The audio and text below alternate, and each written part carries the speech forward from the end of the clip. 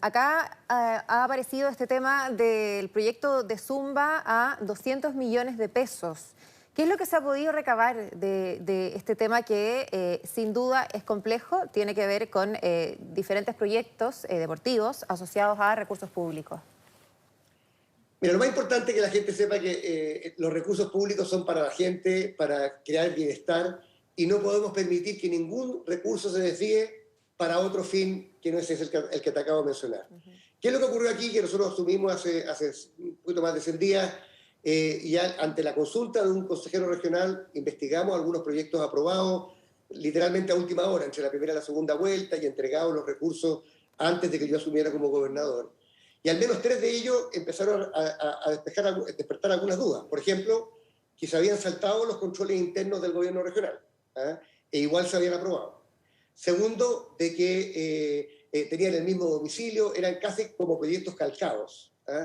Y tercero, que también es complicado, que el cronograma de los 3 proyectos, que eran muy distintos, que eran pesas, spinning y zumba, de gran valor, o sea, 500 millones de pesos, en medio de la pandemia, era también el mismo.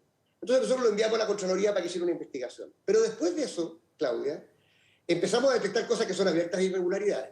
Por ejemplo, sobreprecio. O sea, se estaba cobrando por una clase de spinning lo que vale un gimnasio 4 o 5 meses. Lo que claramente no corresponde, y ahí alguien está pegándose una gran pasada. Segundo, lo que se le pagaba al instructor de Zumba era 7 veces lo que se le paga en el mercado.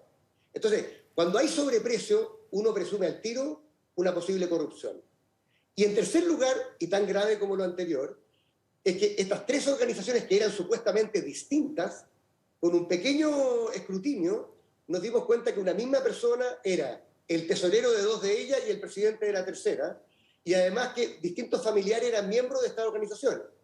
Y peor aún, que una de esas organizaciones ya había recibido un proyecto del gobierno regional para hacer, escucha bien, reciclaje para presos en cárceles por otros 500 millones de pesos. O sea, a un mismo grupo se le habían entregado 1.000 millones de pesos en menos de 6 meses. Eso a mí me parece abiertamente sospechoso. Nosotros le hemos pedido, presentamos un segundo escrito a la Contraloría para poder poner término, recuperar los recursos y en caso de que no se reintegren, iniciar acciones legales ante la justicia, porque, insisto, la plata de todos los chilenos es para hacer proyectos que beneficien a la gente, no a un particular. Y aquí claramente hay cosas demasiado raras que tienden a hacerlo pensar a uno que hay un intento de alguna manera, aprovechar estos recursos públicos para fines particulares y no comunitarios. ¿Y cuándo fue esto? ¿Fue cuando estábamos, sí, en pandemia, pero en cuarentenas o no tenemos los meses? Porque además en cuarentena no podíamos salir a hacer deporte. El proyecto se presentó cuando estábamos en cuarentena, o en distintos grados. Ya se entregó cuando estábamos ya, creo que en fase 2, pero claramente estamos hablando de actividades de 1.000 personas, que en ese momento no era muy... pero por último, imagínate que se hubieran hecho, o que de verdad... Igual el valor no da. Pero mira, una de las organizaciones que hace el Zumba es una organización experta en temas de cultura. La otra en temas de reciclaje y está haciendo spinning. Y tú dices, pero ¿cuál es el vínculo entre ellas? Claramente hay un vínculo personal. Y la última pregunta, que es la pregunta del millón, es, bueno, ¿quién trajo esos proyectos al gobierno? Sí, eso le iba a decir, porque ustedes van a Contraloría, pero ¿quién es responsable finalmente de todo esto? Bueno, aquí claramente hay una responsabilidad política de quien era el intendente entonces, Felipe Guevara. Nosotros estamos haciendo un sumario interno para ver por qué se bypasearon los controles internos y las objeciones internas, pero también aquí hay una pregunta que es mayor, que es decir, aquí como no hay licitación pública, alguien viene con el proyecto y se lo presenta a la autoridad. Y listo, se deja pasar. Bueno, eso es lo que queremos de alguna manera que se investigue, porque, mira, con la plata los chilenos no se juega, y 200 millones en Zumba, eso no lo he visto yo en mis 50 y tantos años de vida. O sea, claramente aquí alguien quiso aprovecharse de algún tipo de contacto, de acceso a la autoridad para financiar cosas que no son el deporte de todos los chilenos. ¿Y ya se contactó de alguna manera al exintendente para que dé cuenta de esto o no? Eso es algo que le corresponde a la Contraloría. Nosotros estamos haciendo las gestiones que correspondan. Nuestro principal interés hoy día, Claudia, más que buscar al responsable, es recuperar los dineros. Claro. Ordenar la cosa, en el fondo. Se entregaron los cheques, o sea, yo asumí un día y la semana anterior se entregaron todos los cheques por 500 millones de pesos, así, organización por organización. Lo primero para resguardar el patrimonio fiscal es recuperar esos recursos. Y si se comprueba que hubo irregularidades, como nosotros creemos que la hubo, bueno, ahí habrá que perseguir las responsabilidades.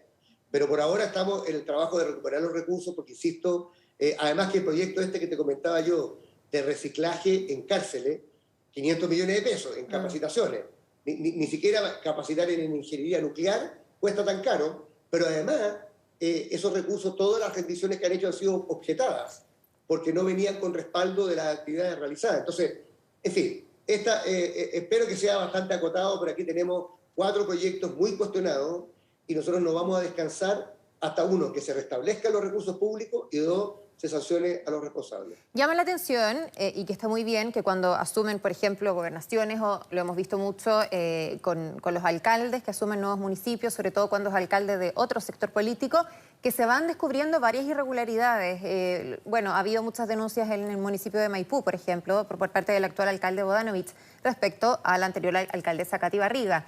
Y está perfecto que cuando se asume se empiece a revisar para atrás y se ponga orden, pero uno se pregunta dónde está la fiscalización permanente a los municipios, por ejemplo, a las diferentes instituciones públicas cuando está una autoridad en ejercicio durante todo ese periodo, que no sea, en el fondo, que no ostenta el nuevo cargo quien tenga que ponerse a revisar si es que habían irregularidades antes.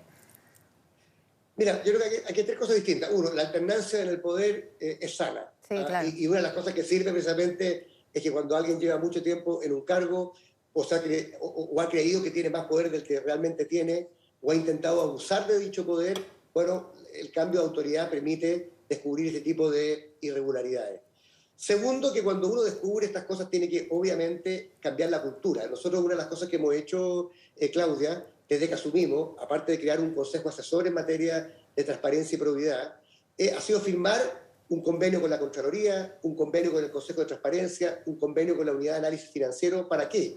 Para cambiar la cultura dentro de la organización y también crear mecanismos que permitan, por un lado, prevenir actos de corrupción o abuso, y también, en el caso de que ocurran, que se pueda denunciar anónimamente esas irregularidades y poder tomar acciones como corresponde. Entonces yo te diría, aparte de la investigación específica, tiene que haber un cambio de la cultura, un manual de ética interna, sistemas de control mejorados, todo el tema de las corporaciones, por ejemplo, que existen tanto a nivel regional como local, tienen que tener gobiernos corporativos, prácticas de transparencia, todo debiera estar, Claudia, en la página web. O sea, que el que nada hace, nada teme.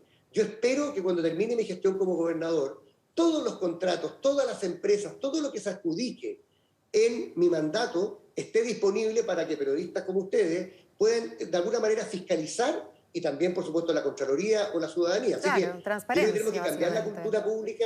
Si queremos de alguna manera que la gente confíe en nosotros, tenemos que hacer bastante más de lo que estamos haciendo hasta ahora.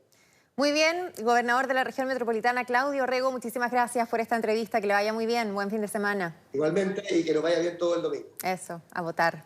Chao. Chao, chao.